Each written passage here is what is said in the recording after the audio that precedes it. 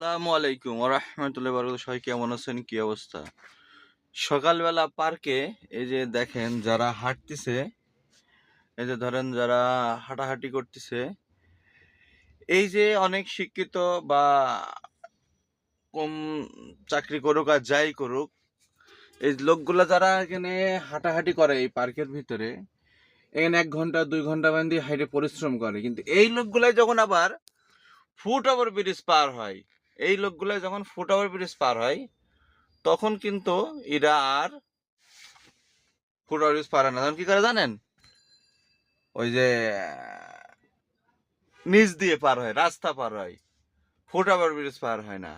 তো এই যে পরিশ্রম করে, এত কষ্ট করে শরীরে ঘামায়, এখানে শরীর পরিশ্রম করতে পারে, কিন্তু ফুট ওভার ব্রিজ পার হওয়ার সময় এরা মনে করেন যে ফুট ওভার ব্রিজ পার হবে না। এই হলো আমাদের বাংলাদেশের নিয়ম কানুন।